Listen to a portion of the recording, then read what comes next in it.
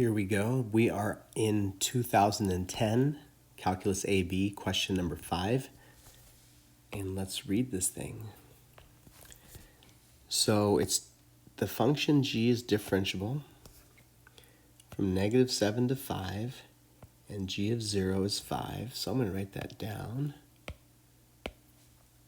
G of 0 is 5. And it says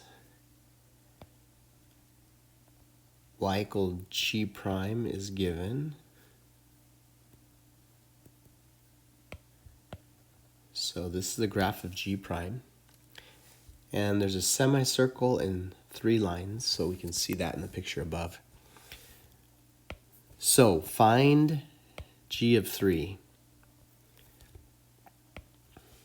We need g of 3. This is fundamental theorem of calculus. Let me show you why. If I know the value of g at 0, and I can find out how much g changes from 0 to 3, and add that to the starting amount, I will get the final amount. But to get the change in g, I integrate g prime. Well, g of 0, starting amount is 5. And to integrate from 0 to 3 of g prime, I need the net area of this. So if we look at this, I have a quarter circle. The area of a quarter circle is pi r squared over 4. And then we have a triangle. The area is 1/2, the base is 1, and the height is 3. You do not have to simplify that. That is your answer. You shouldn't simplify that. If you do, you would get 13 over 2 plus pi, but you shouldn't do that because the chances of mistake, I don't know, there's a high chance, but if you do make a mistake, that would not be a good thing. All right, so g of -2. So be careful. Again, I remind you to read the question after you answer it. They also want g of -2. So let's find that. I'm just going to take my original problem and fix it. So this is g of -2. The same idea, we integrate from 0 to -2. It tells us how much g changes in that region. So now we are looking at this. But since we're integrating backwards, our net area is opposite. So anything above will now be negative or subtracted. So that integral will be negative. The area of a quarter circle is pi. The radius is 2, so pi r squared, and it's a quarter circle is divided by 4. And if you do simplify, foolishly, you would get 5 minus pi, and that's g of -2. All right, I'm going to erase this. Oh, you know what? I want to explain a little bit to you. So why does this work? Now, conceptually, I hope you get it. The starting plus the change, but it all comes from the fundamental theorem. I always say the fundamental theorem. So let's take a look at what is really going on. So you know, if you have this, you find the antiderivative of g prime, but the antiderivative of g prime would just be g of x. And then the fundamental theorem says we plug in the upper limit and we subtract when we plug in the bottom limit.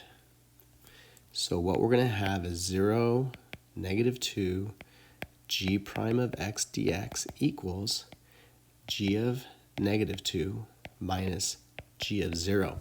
If I were to add this to the other side, guess what? This would look exactly as what we have here. So it is the fundamental theorem of calculus. It's just rearranged. That's all I wanted to say. Let's move on to part B. Okay. You want the x-coordinates for the points of inflection. So when you see points of inflection, you should think, oh, that's when the second derivative changes signs. So then you would say, well, I don't have the second derivative.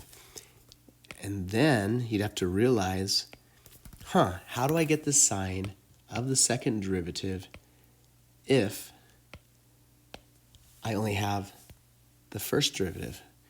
Well, here's what you should know. Which color should I use? I'm going to use a pretty color.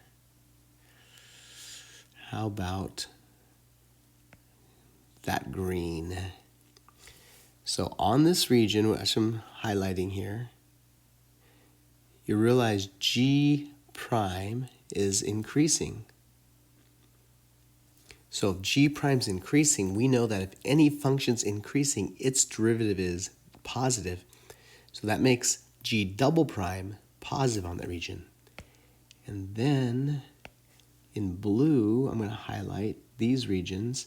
In these regions, we realize that G prime is decreasing. And if G prime is decreasing, then we know that its derivative is negative, so G double prime would be negative on that region. So now I'm ready to write my statement. Since G prime of x is increasing on the interval from -7 to 0 and from 2 to 3, therefore, G double prime of x would be positive on those intervals. Now, I'm going to do the same thing for the decreasing portion. Since G prime of x is decreasing on, so the first interval is from 0 to 2, and the second interval is from 3 to 5. Therefore, I didn't leave myself room. G double prime of x is negative on those intervals. So we see that there will be 3 points where the derivative changes signs. There, there, and there. So we state our final conclusion. G of x has inflection points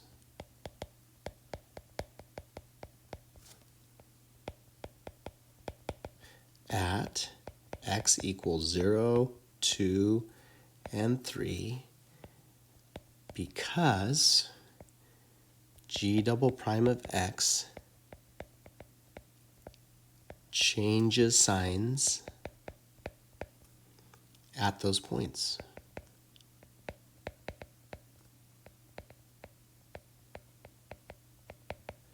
Bam, part B is done. All right, part C. Let me erase all that stuff we just wrote.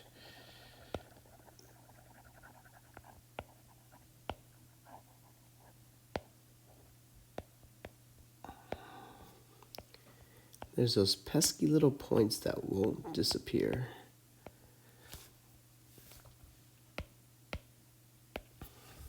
All right, let's read this. So we have a new function h, and we want to first find the critical points of h. So let's answer that first. A critical point is when the derivative is 0 or undefined. So first we need to find the derivative of h, which would be the derivative of g, which is g prime of x, and the derivative of this will be just x. and we want to set that equal to 0. So when will that be equal to 0?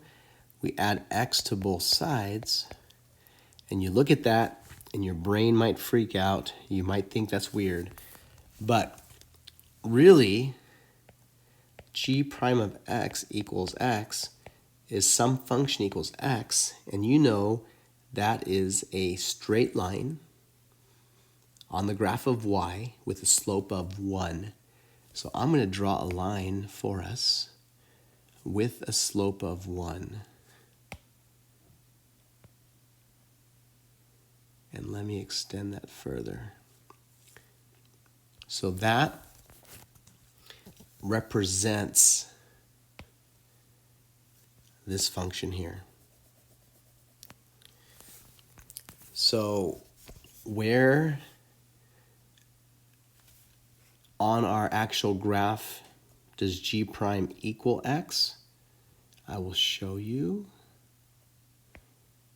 It happens a couple of times. Right there that's true, and right there it's true. There's 2 points. This one's easy. That's 3, 3. Clearly g prime equals x at that point. But how do you find that point? Well, what we have here, it's a triangle. It's a 45, 45, 90 right triangle. And the radius of that circle is 2. That's 2. So in our triangle, that's 2. Now, we have a ratio. In a 45, 45, 90, it's 1, 1, radical 2. The hypotenuse is radical 2 times the length of the other sides. So this would be 2 divided by radical 2, which is, well, we can multiply by radical 2 over radical 2, which is 2 radical 2 over 2. So it's just radical 2. So this would happen at x equals radical 2 and 3. Let me show you another way of looking at this. We could have called this side x and that x since it's isosceles. Pythagorean theorem would say x squared plus x squared equals 2 squared. 2x squared equals 4. Divide both sides by 2. X squared equals 2. X equals radical 2. Square root both sides. So you could have found it that way also without knowing the 45, 45, 90 right triangle ratios. But either way is fine. Now we found the critical points. We answered the first part. Now we have to classify each as a relative minimum, relative maximum, or neither. So we're going to make our sign chart. Let's do it in blue. I like blue. And we want to do radical 2 and 3. Radical 2, I think it's like 1.4-ish. Let's ask Siri. Hey Siri, what is the square root of 2? Hey Siri, what is the square root of 2? The square root of 2 is approximately 1.41421. All right, so we'll do 1, 1.5, and 4. That's x. And we have to do h prime of x. So let's pick 1. So here's what we have to do. We're going to do g prime of x minus x. We want to find h prime, so we have to look at this. Well, g prime, let's pick a nice purple color. At 1, at this point, our function g prime is bigger than x because that red line we have here, on this line, g prime equals x. So if we move up, our y value or g prime gets larger. So above this line, g prime is bigger than x. So if g prime is bigger than x, this will be positive. Therefore, we get a plus. Now 1.5, that's to the right. Okay, this is square root of 2. So 1.5 is going to be to the right. We're over here. Clearly in this region, we're below this line. Here, again, is where g prime equals x. So if we move straight down, g prime will be less than x. If g prime is less than x, this will come out negative. And then at 4, we're in the same situation here. Here's the point, but this line again is where g prime equals x. So if we move down, g prime is less than x. Therefore, this is negative. Now we're ready for our conclusion. At radical 2, the derivative changed from positive to negative, so it's relative max. And at 3, there's neither. I need to write that out.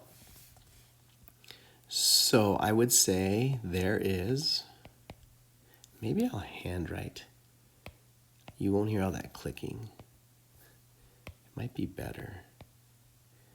There is a relative max at x equals radical 2 because h prime of x changes from positive to negative at x equals radical 2. All right, I like writing better. It's harder to read for you guys.